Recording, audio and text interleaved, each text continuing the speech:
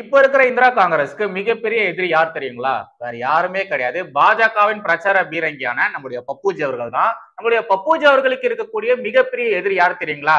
இந்த மூக்குக்கு கீழே வாய்ன்னு ஒண்ணு இருக்கு பாருங்க. அந்த வாய் தான் மிகப்பெரிய எதிரியாவே இருக்கு. நேத்து தான் நாம சொல்லியிருந்தோம், தவளை தன் வாயால் கெடுவது போல நம்முடைய பப்பூஜி அவர்களும் அவருடைய வாயால கெடுறாருன்னுட்டு. தவளை கூட பாத்தீங்கன்னா தன் வாயால தான் மட்டும் தான் மாட்டிக்கும். ஆனா நம்முடைய பப்பூஜி இருக்காரு இல்லையா, அவருடைய வாயால அவர் மட்டும் சிக்கிறதும் இல்லாம ஒட்டுமொத்த காங்கிரசுமே சிக்க வச்சு சின்ன பின்னம் ஆக்கிட்டு வந்துட்டு இருக்காரு. மறுபடியும் மறுபடியும் பேசக்கூடாதெல்லாம் பேசி அமெரிக்கால இன்னமும் அசிங்கப்பட்டுட்டு வந்துட்டு இருக்காரு. அமெரிக்கால இருக்கிற ஊடகங்களே நம்முடைய பப்பூஜி அவர்களை பார்த்து காரி துப்பி கழுவி ஊத்திட்டு வராங்க. அமெரிக்காக்காரனே அங்க இருக்கக்கூடிய ஊடகங்களே நம்முடைய பப்பூஜி அவர்களை பார்த்து காரி துப்புறாங்கன்னா நம்முடைய பப்பூஜி அவர்கள் என்ன பேசியிருப்பாரு, அதை பத்தி நாம தெளிவா பாத்துடலாம். எப்பொழுதும் எதிராசன் வடிவழகு என் இதய தொழுதால் இல்லை எனக்கெதிர் இல்லை எனக்கெதிர் இல்லை எனக்கெதிரே. ஸ்ரீமதே ராமானுஜாய நமஹா.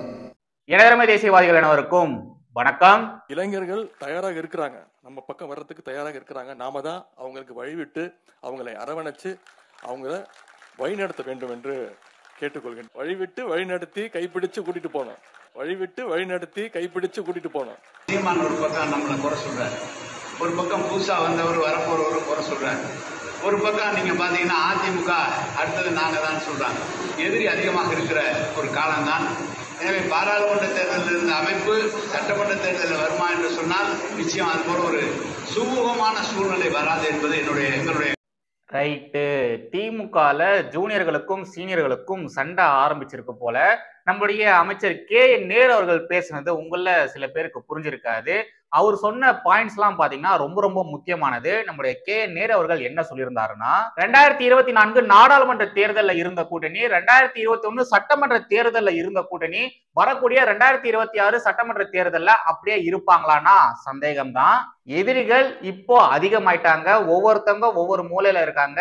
ஏகப்பட்ட பேர் என்னென்னவோ பேசிட்டு இருக்காங்க. தயவு செய்து கண்டதும் பேசாதீங்க அப்படிங்கிற மாதிரிலாம் நம்முடைய அமைச்சர் கே.என்.நேரு அவர்கள் சொல்றாரு. உண்மையாலேயே திமுகவுக்கு இது ரொம்ப ரொம்ப இக்கட்டான சூழ்நிலை தான் போல.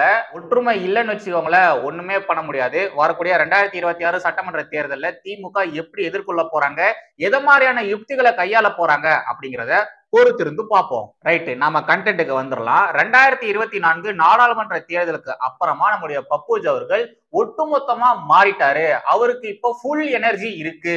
காங்கிரஸோடைய இந்த வெற்றி தான் அதுக்கெல்லாம் முக்கியமான காரணம். இனி வரும் நாட்கள்ல பப்பூஜி அவர்கள் பட்டைய கலப்ப போறாரு அப்படிங்கிற மாதிரி இந்த குடுகுடுப்பு காரங்களா இருப்பாங்க இல்லையா, அவங்கள மாதிரி இந்த காங்கிரஸ் உடைய ஜால்ராக்கள் கத்திட்டே இருந்தாங்க.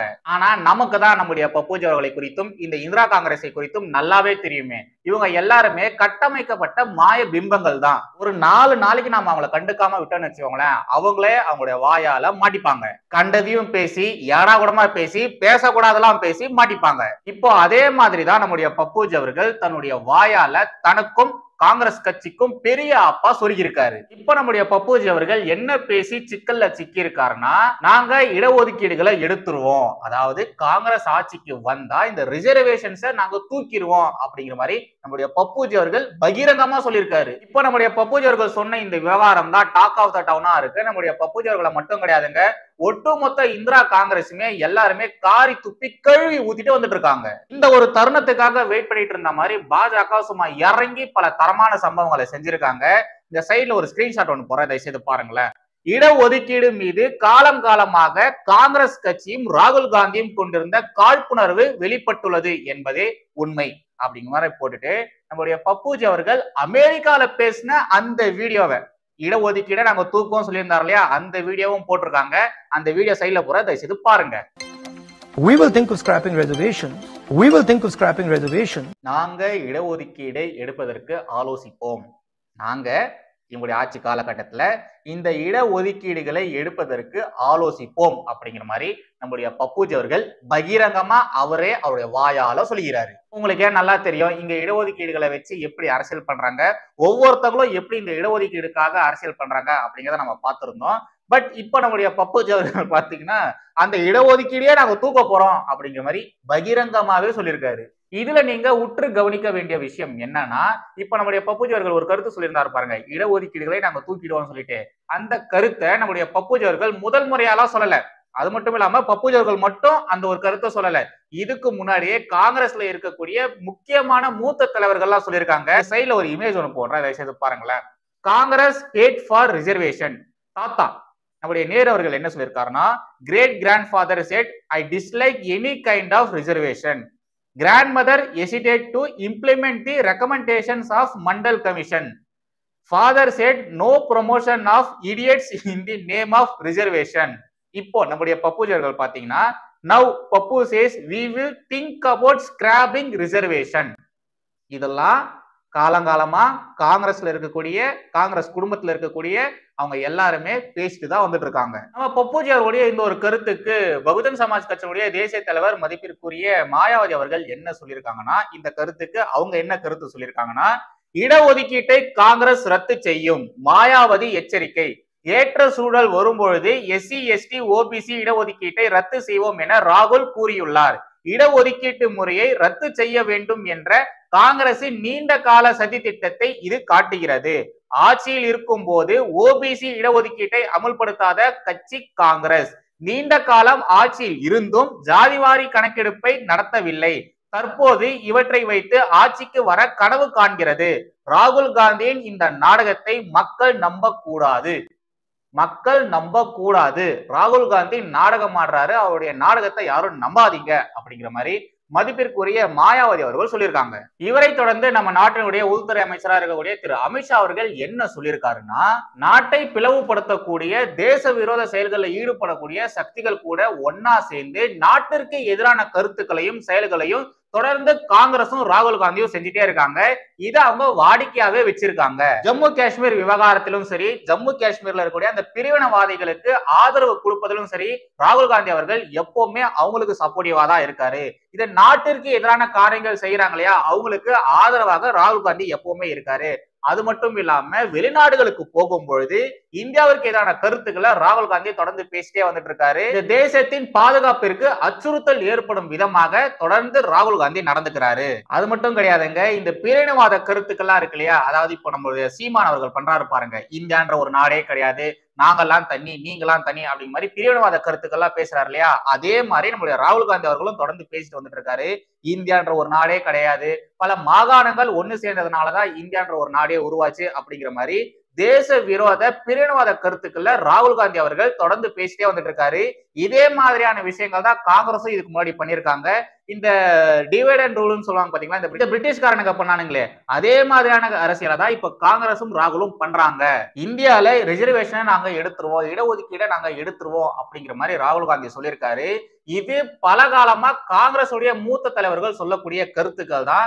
இவ்வளவு நாள் அவருடைய ஆள் மனசுல இருந்த விஷயங்கள் இப்போ வார்த்தையா வெளியே வந்திருக்கு. இதுல கடைசியா நம்முடைய அமித்ஷா அவர்கள் ஒரு பஞ்ச்லைன் வேற ஒண்ணு சொல்லியிருப்பாரு, பாஜக இருக்கிற வரைக்கும் இடஒதுக்கீட்டை யாராலையும் ரத்து செய்ய முடியாது, தேச பாதுகாப்பில் குழப்பம் ஏற்படுத்தணும் அப்படிங்கிற மாதிரியான எண்ணத்தோட சுத்தக்கூடிய காங்கிரஸ் மற்றும் ராகுல் காந்தி போன்ற ஆட்களுடைய எண்ணங்கள் ஒருபோதும் நடக்காது, பாஜக இருக்கிற வரைக்கும் இவங்களுடைய எண்ணங்கள் நடக்காது அப்படிங்கிற மாதிரி ஒரு பஞ்ச் லைனையும் நம்முடைய அமித்ஷா அவர்கள் சொல்லியிருக்காரு. அவருடைய அந்த ஒரு ட்வீட்ல பாத்தீங்கன்னா, தேச விரோத செயல்களில் ஈடுபடுறவங்க கூட கை கொடுத்து ராகுல் காந்தி நிக்கிறாரு, அவருக்கு ஆதரவான செயல்கள்லாம் ராகுல் காந்தி செய்யறாரு அப்படிங்கிற மாதிரி அமித்ஷா அவர்கள் சொல்லியிருப்பாரு. அத மாதிரியான ஒரு கருத்தை அமித்ஷா அவர்கள் ஏன் சொன்னாருன்னா, என்ன பேசியிருப்பாங்க, நமது நாட்டிற்கு எதிராக தொடர்ந்து அவதூறு கருத்துக்களை பரப்பி வரும் இலான் ஓமரை சந்தித்து புகைப்படம் எடுத்துக்கொண்ட பாராளுமன்ற எதிர்கட்சி தலைவர் ராகுல் காந்தி. இந்த போட்டோல தலைவர் அந்த புர்கா மாதிரி போட்டிருக்காங்க இல்லையா, அந்த லேடி பேர் தான் இலான் ஓமர். ஓகேங்களா, அந்த லேடி பாத்தீங்கன்னா தொடர்ந்து இந்தியாவிற்கு எதிரான செயல்கள் தான் செஞ்சுட்டு வந்துட்டு இருக்காங்க. அவங்க அமெரிக்கால சம்திங் ஏதோ ஒரு போஸ்டிங்ல இருக்காங்க. இந்தியாவிற்கு எதிராக சதி திட்டங்கள் செய்யறவங்களுக்கு இவங்க பயங்கரமா சப்போர்ட்டும் பண்ணுவாங்க. அமெரிக்கால இருந்து ஃபண்ட் பாத்தீங்கன்னா பாகிஸ்தானுக்கு போயிட்டு, பாகிஸ்தான்ல இருந்து அங்க இருக்கக்கூடிய இந்த காஷ்மீர் ஆக்கிரமிப்பாளர்களா இருக்காங்க இல்லையா, அவங்களுக்கு கொடுக்கறது, அவங்களுக்கு தேவையான உபகரணங்கள்லாம் வாங்கி கொடுக்கறது, இத மாதிரியான விஷயங்கள் எல்லாம் இவங்க மாட்டியிருக்காங்க. அத மாதிரி இந்தியாவுக்கு எதிரான தேச விரோத செயல்களில் ஈடுபடுறவங்க கூட எல்லாம் நம்முடைய பப்புஜி அவர்கள் அமெரிக்கால போயிட்டு மீட் பண்ணியிருக்காரு, அந்த லேடி கூட எல்லாம் போட்டோ எடுத்திருக்காரு அப்படிங்கிறது மிகப்பெரிய அளவுல பேசும் பொருளா மாறி இருக்கு. நம்ம பப்புஜி அவர்களை கலாய்க்கிற மாதிரி பாஜக பாத்தீங்கன்னா ஒரு மீம் ஒன்னு ரிலீஸ் பண்ணியிருந்தாங்க, இதை கொஞ்சம் பாருங்களேன். INDI allied in Ajanta. So what does the A stand for in your INDIA? Anti reservation. இதுக்கு என்ன மீனிங்னா இதை பத்தி நம்ம நேத்து பேசியிருந்தோம் இல்லையா, அதுதான் இந்த ஏக்கு என்ன மீனிங் அப்படின்னு சொல்லிட்டு நம்முடைய பப்புஜர்கிட்ட கேட்கும் போது ஆன்டி ரிசர்வேஷன் அப்படிங்கிற மாதிரி இப்போ சொல்ற மாதிரி இத மாதிரி ஒரு மீம் ஒண்ணு பாஜக வெளியிட்டு இருக்காங்க. ஆன்டி ரிசர்வேஷனா இவர் இருக்காரு, இடஒதுக்கீட்டிற்கு எதிராக தொடர்ந்து இவர் பேசுறாரு அப்படிங்கிற மாதிரியான டாக் தான் இப்போ போயிட்டு இருக்கு. சோ அதை ரெப்ரசன்டேட் பண்ற மாதிரி பாஜக இத மாதிரி ஒரு மீமை ரிலீஸ் பண்ணிருக்காங்க. அந்த விஷயத்தையும் இந்த விஷயத்தையும் லிங்க் பண்ணி ஃபியூஷன்ல இப்படி ஒரு மீமை போட்டிருக்காங்க. நம்மளுடைய பப்புஜர்கள் பேசின மோசமான விஷயங்களுக்காக எல்லாருமே காரி துப்பி கழுவி ஊத்திட்டு வந்துட்டு இருக்காங்க. எல்லாருமே நம்மளுடைய பப்புஜர்களை போட்டு பொலான்னு பொலகுறாங்க. இத மாதிரி பப்புஜியை பொழக்கும் போது காங்கிரஸ்க்கும் பப்புஜி அவர்களுக்கும் கூஜா தூக்கக்கூடிய உத்தம ஊடகவாதிகள் சும்மா இருப்பாங்களா? அதிலும் ராஜ்தீப் பரதேசி இருக்கானே, இல்ல சாரி அவன் பேரு ராஜ்தீப் சர்தேசாய். இந்த ராஜ்தீப் சர்தேசாய் சும்மா இருப்பானா? கண்டிப்பா சும்மா இருக்க மாட்டான். அவன் எதை மாதிரியான முரட்டுத்தனமான முட்டு கொடுத்துருக்கான் அப்படிங்கிறத தயவு செய்து பாருங்க. இன்ட்ரிகிங் how every word uttered by ராகுல் காந்தி இன் தி US is lashed on and becomes a political controversy and subject of a heated debate back home. Folks, he is only the leader of the opposition, not the PM, not yet. அப்படிங்கிற மாதிரி தன்னுடைய முரட்டுத்தனமான விசுவாசத்தை நம்முடைய ராஜ்தீப் பரதேசி அவர்கள் காட்டியிருக்காரு. ராஜ்தீப் சர்தேசாய் அவர்கள் காட்டியிருக்காரு. இவன மாதிரியான ஒரு தற்கூரி ஊடகவாதியை நம்மளால பார்க்க முடியுமா? இங்க இந்த சீப்பு செந்தில் இருக்கான் பாருங்க, அவனே தோத்துருவான் போல. ஐயா ராசா, நம்முடைய பப்புஜி அவர்கள் எதிர்கட்சி தலைவரா இருக்காரு. இந்த நாட்டுல அவரு எதிர்கட்சி தலைவரா இருக்காரு, எதிரி நாட்டினுடைய தலைவரா இல்ல. ஆனா பப்புஜி அவர்கள் வெளிநாடுகளுக்கு எல்லாம் போகும்போது தன்னுடைய சொந்த நாட்டை கொச்சப்படுத்துற மாதிரி இல்லாத பொல்லாத விஷயத்த தப்பா பேசிட்டு வராரு. அதெல்லாம் கேட்க துப்பு இல்ல. நீ எல்லாம் என்ன ஊடகவாதி?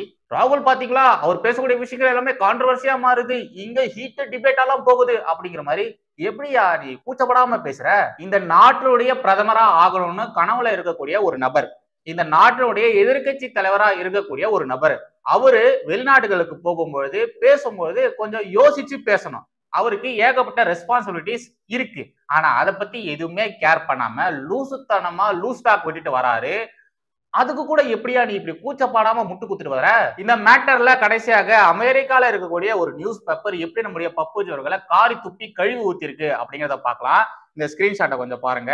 அமெரிக்கன்ஸ் ஆர் ஆஸ்கிங் இஸ் ராகுல் ஃப்ரம் இந்தியா ஆர் பாகிஸ்தான். அதாவது அமெரிக்க ஊடகவாதிகளே பப்புஜி என்ன இந்தியால இருந்து வராரா இல்லைன்னா பாகிஸ்தான்ல இருந்து வராரா அப்படிங்கிற மாதிரி கேட்டிருக்காங்க. இத மாதிரி அவங்க ஏன் கேட்கறாங்கன்னா, நம்முடைய பப்புஜி அவர்கள் பேசுறதெல்லாம் அப்படி இந்தியாவிற்கு எதிராக இருக்கக்கூடிய ஒரு நபர் மாதிரி தான் பப்புஜி அவர்கள் அங்க பேசியிருக்காரு. அதனாலதான் அவங்க இத மாதிரி ஒரு கேள்வி ஒண்ணு கேட்டிருக்காங்க. இத்தனைக்கும் இது இப்போ வந்த ரீசன்ட் நியூஸ் கிடையாதுங்க.